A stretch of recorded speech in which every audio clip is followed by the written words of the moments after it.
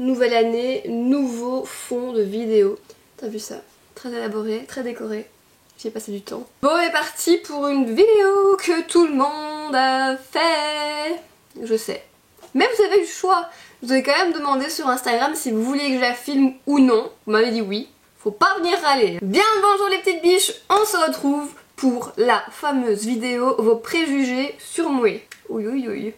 Marie l'avait faite, je pense dans les premières francophones, et je trouve ça cool parce que ça permet d'un peu briser la glace sur certaines choses que vous pouvez penser, dont on n'a pas l'occasion de parler en temps normal quoi. Dans vos préjugés, il n'y a pas grand chose qui m'a étonnée. Et par contre, je pense que certaines de mes réponses pourront peut-être vous étonner.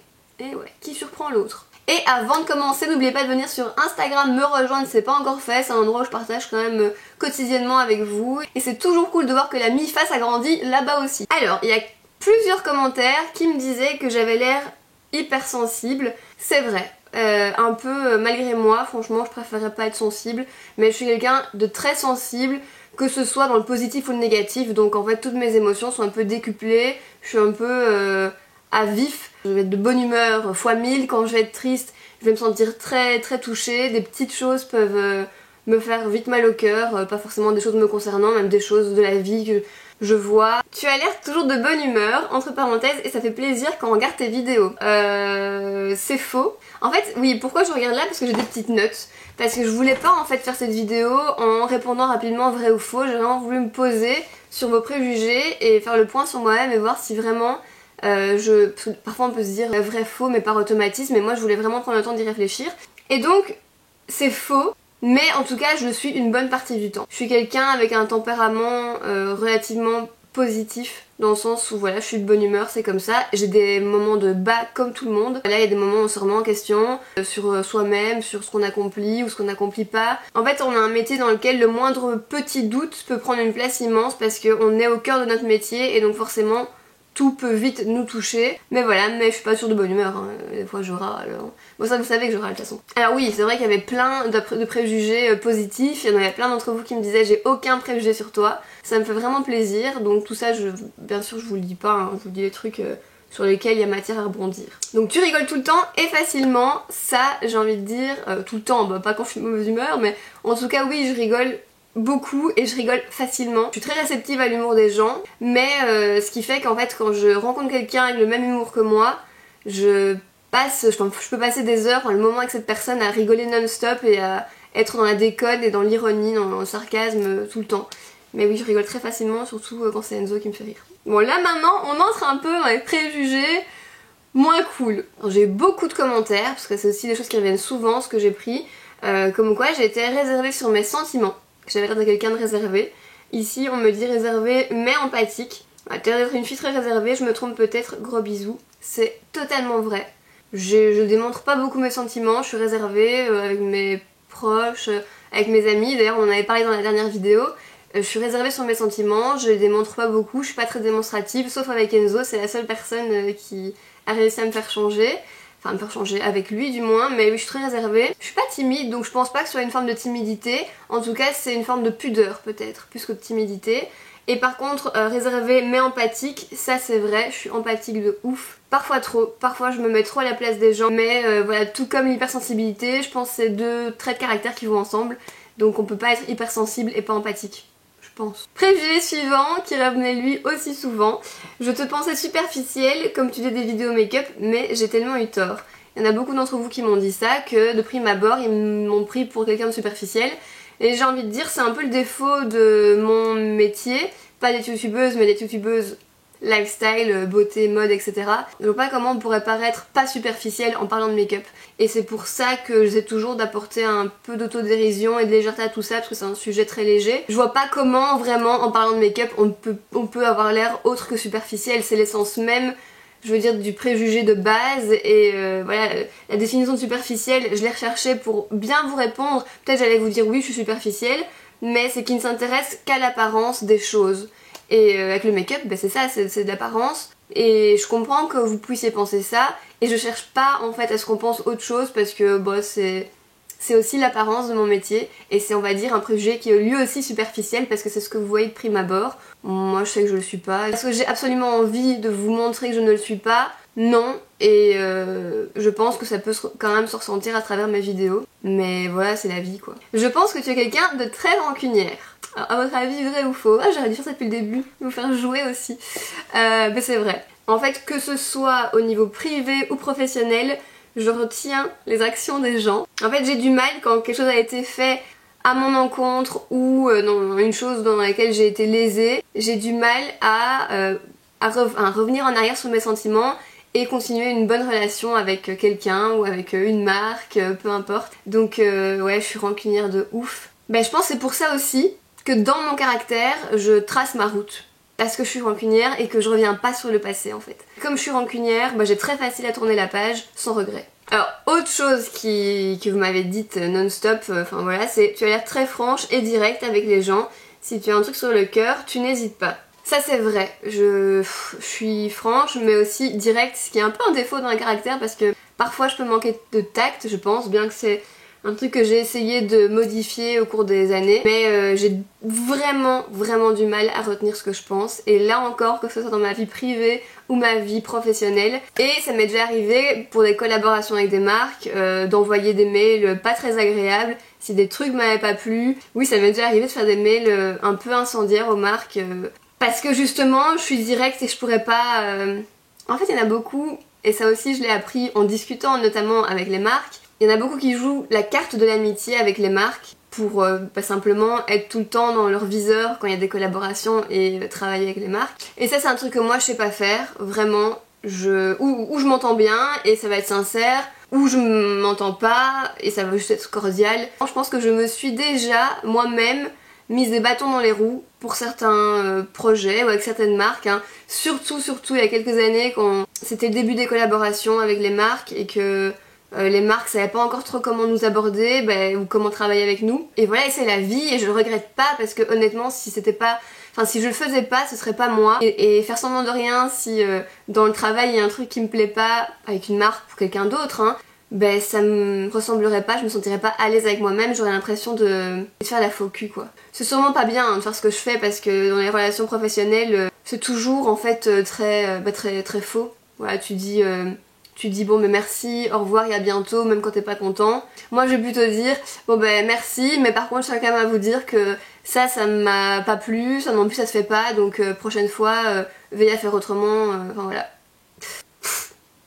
Ouais, voilà, c'est comme ça, c'est moi, je pourrais pas faire autrement. Sans méchanceté, tu as l'air d'être une personne très exigeante à tout niveau. J'ai l'impression que tu es super exigeante avec toi-même, des fois trop. Ça c'est un préjugé qui est, encore une fois, 100% vrai. Je suis très exigeante, surtout avec moi. Premièrement avec moi en fait, et puis avec les autres aussi. Ma devise c'est un peu où tu le fais bien, ou tu le fais pas du tout. Et ça aussi ça me porte parfois préjudice parce que, notamment vis-à-vis de ma chaîne, parfois j'ai des idées de projets de vidéos, j'ai des idées, voilà, j'ai envie de changement. Et parce que mon idée n'est pas aboutie, parce que je l'ai pas travaillé à 100% ou j'en suis pas convaincue, je vais pas le faire. Puis c'est des choses qui germent aussi dans la tête d'autres personnes, et puis eux le font peut-être plus vite, et puis moi je me dis voilà, j'aurais peut-être dû le faire, bordel. Chaque chose que je veux entamer, je veux la faire bien, et tant que ce sera pas bien fait, je serai pas convaincue, ce sera pas encore ok. Et même dans ma vie du coup privée, c'est comme ça aussi, je suis très exigeante avec les gens qui m'entourent. Pourquoi? Parce que je me donne beaucoup pour les gens qui m'entourent et j'essaie toujours de m'impliquer et d'être là pour les gens qui m'entourent, et du coup j'attends la même chose. Je pense et je trouve que les traits de caractère desquels on parle depuis le début de la vidéo ont tous un peu un lien. Si j'étais pas hypersensible et donc empathique avec les gens, je serais pas non plus exigeante en attendant la même chose en retour et des trucs comme ça. En même temps, j'ai envie de dire, si je dis vrai à tous vos préjugés, c'est que vous m'avez bien cerné, parce que mine de rien, je suis comme je suis vraiment en vidéo quoi. Je suis en vidéo comme je suis vraiment. Peut-être un peu renfermée, je dirais, pas très sociable ou introvertie, mais en vrai je t'adore trop. Tu sembles hyper difficile à aborder mais hyper drôle quand on te connaît, c'est un peu la même chose. Et ça, c'est vrai aussi. Je ne peux pas nier les choses les gars, c'est vrai, mais en fait j'ai envie de dire que c'est variable selon les situations. Dans un groupe que je connais pas, et l'exemple parfait auquel je suis confrontée souvent de par mon travail, c'est les événements. Et c'est les endroits où je me sens le plus mal à l'aise parce qu'avec des gens que je ne connais pas, je suis renfermée. Et je ne me sens pas bien en fait dans des groupes quand je connais pas les gens. Parce que je préfère mais 1000 fois, et je me sens 1000 fois plus à l'aise dans des relations en tête-à-tête. Dans des événements, je suis généralement celle qui est tout le temps en retrait, qui ne parle pas à beaucoup de monde, parce que ça me met mal à l'aise, parce que je sais pas quoi dire aux gens, parce que j'ai l'impression que quand c'est des événements de groupe, enfin ou des événements même dans la vie de tous les jours, hein, mais quand t'es avec un groupe que tu connais pas, j'ai l'impression que les échanges sont un peu superficiels, parce qu'il n'y a pas vraiment de discussion de fond.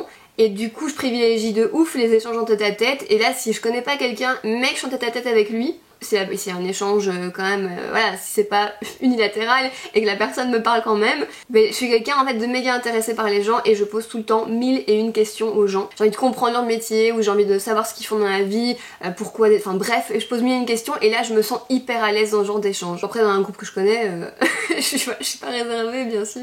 Mais c'est pas de la timidité, franchement je pense pas que je suis pas timide, c'est sûrement de la pudeur mélangée à d'autres choses, mélangée à ce que comme je vous ai dit, une préférence pour les échanges en tête à tête avec les gens. Et c'est aussi pour ça, si les marques passent par là, que je refuse beaucoup d'événements. Mais vraiment, moi, je me force pas. Et ça, il y a une autre question, un autre préjugé, et donc on va maintenant rebondir dessus. Tu ne te forces en rien, si t'as pas envie, tu ne le fais pas. Avec les gens, par exemple, bah ouais, je fais pas, même avec les marques. Il y a des choses qu'on sait pas expliquer, je sais pas vous expliquer pourquoi je suis mal à l'aise dans des groupes que je connais pas, mais c'est vrai. Alors, autre préjugé sur moi, personne de caractère qui ne se laisse pas faire et qui sait ce qu'elle veut. Je te vois comme une fille au caractère fort qui ne se laisse pas faire, je sais pas pourquoi, mais asociale.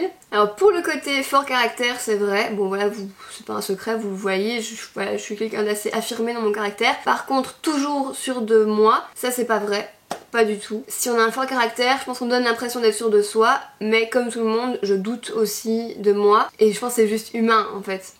Et moi les moments de doute je les partage pas parce que c'est souvent des moments qui sont courts et des moments où on est subjectif. Et j'ai pas envie en fait de vous spammer avec des ondes qui ne sont pas objectives et 2 semaines après de revenir et vous dire ouais non en fait j'étais dans une mood moins bonne mais c'était qu'un passage, je pense plus du tout ce que j'ai dit, tout est de nouveau ok quoi. Je vois pas l'intérêt. Ça c'est un préjugé les gars que vous m'avez noté à fond la caisse. Toute première impression, Hautaine est en fait pas du tout une femme adorable. En fait il y a deux choses mais je vous mettrai les commentaires.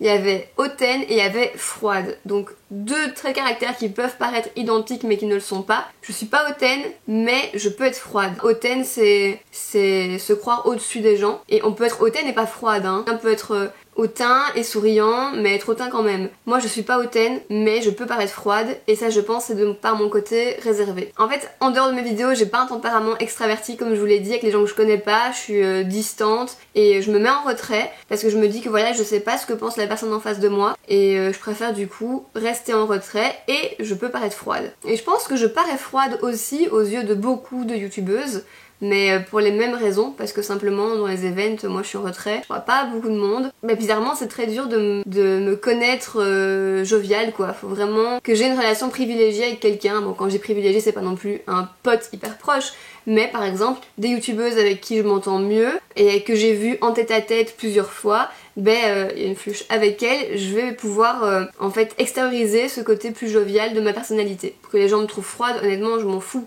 Moi je suis heureuse dans ma vie privée, j'ai pas besoin en fait de me sentir appréciée là où je vais, donc mais vous savez c'est quoi le truc drôle, c'est que ça c'est quelque chose dont je ne me rendais pas compte avant. Avant je pensais vraiment que j'étais normale avec les gens et que les relations que j'entretenais avec les gens que je connaissais pas étaient juste cordiales, polies et que c'était comme ça pour tout le monde. Mais à force de voir les autres faire, notamment dans des événements par exemple, mais là je me suis rendu compte en fait que j'étais en effet réellement plus distante et plus méfiante en fait envers les gens. Mais la leçon là-dedans, enfin ce qui est drôle, c'est que ouvrir ma chaîne et faire des vidéos, ça m'a permis d'avoir un endroit dans lequel je peux donner cette partie de moi à des gens qui sont là parce qu'ils me suivent et qui m'apprécient. Pas tous, on le sait, coucou. C'est le seul endroit où je me sens bien parce qu'en fait simplement je suis toute seule quand je filme et du coup j'ai pas cette barrière qui se crée quand je suis face à des gens en vrai. Tu dois être trop gentil et t'as dû te faire avoir et être déçu plus d'une fois. Ça c'est faux. J'ai pas souvent été déçue.